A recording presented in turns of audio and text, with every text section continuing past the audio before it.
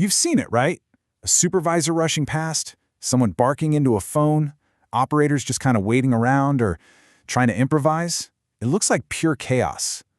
But what if I told you the real problem isn't what you see on the surface? Today we're going to put on our detective hats and find out what's really going on. Ah, yes, the classic line you hear on pretty much any factory floor. It feels like a capacity problem, you know? Like there just aren't enough hours in the day or hands on deck. But we're going to flip that on its head. We're going to investigate this as an information problem. So let's kick off with Section 1, the illusion of progress, or as I like to call it, why busyness isn't always business. We really need to ask ourselves a tough question here. Is all this frantic activity actually moving things forward, or is it just noise? Look, factories are wired to react. A customer calls, a shipment is late, everyone jumps.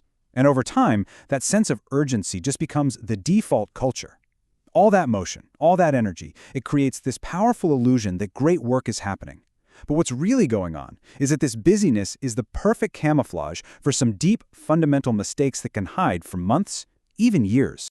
Okay, on to our second section, the real information problem, or the detective's first clue.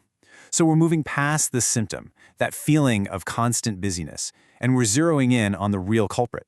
This is our first major clue in the investigation, the information problem. So what exactly is an information problem?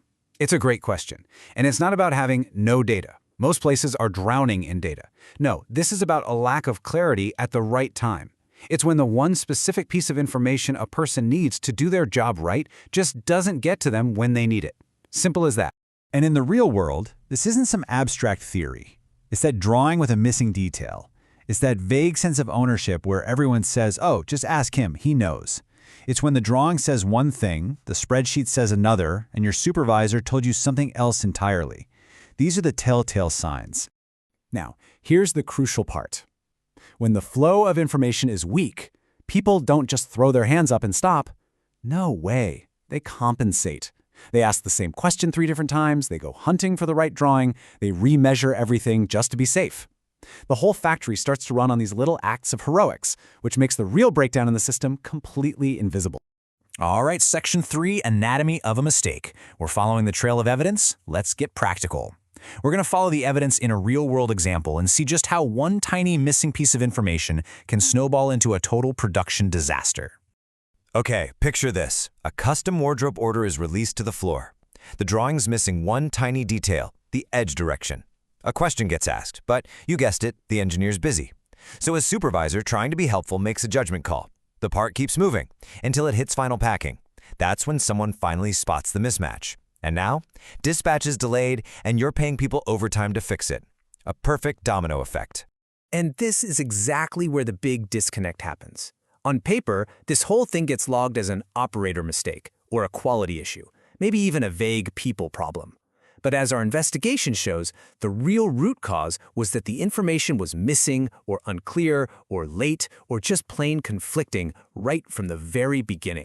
Let's move on to Section 4, Symptoms of the Hidden Factory and Recognizing the Pattern. Because that wardrobe example, it's not a one-off thing. It's part of a pattern. Let's look at the common symptoms so you can start to diagnose this hidden factory in your own operations. Do any of these sound a little familiar? Think about it. People walking around looking for answers more than the actual parts are moving, hearing the same questions asked day in, day out. Planners adding extra time and material, just in case. These aren't people issues. They are giant, flashing neon signs that your information is not flowing the way it should be. Which brings us to Section 5, the true cost of chaos. Let's calculate the damage. So, we've identified the problem. We know the symptoms. Now it's time to actually calculate the real damage. And trust me, it goes way beyond what you see on a spreadsheet. We always focus on the obvious cost, right? The pile of scrap material. But that's just the tip of the iceberg. The biggest, most damaging losses are hidden right below the surface.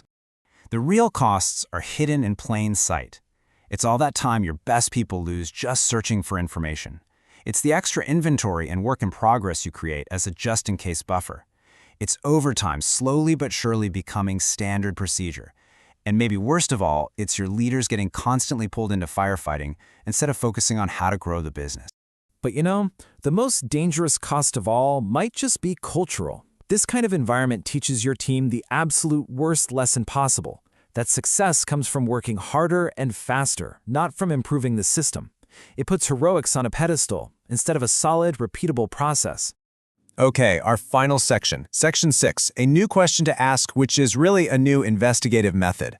So how do we fix this? Well, it doesn't start with new software or a fancy consultant. It starts with a simple but really powerful shift in how we think. It starts with a new question. So instead of asking that old, blame-focused question, who made the mistake, we need to start asking a new, system-focused question. What information was needed here, and when did it actually arrive? See the difference?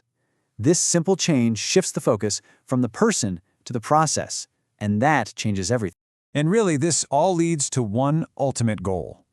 In a truly well-run factory, your people should not have to be the safety net that catches every little mistake. The system itself should be the safety net. When information flows cleanly, you get calmer production, and you get leaders who can actually focus on growth, not just rescue missions. And that leaves us with one last provocative question for you to take back with you.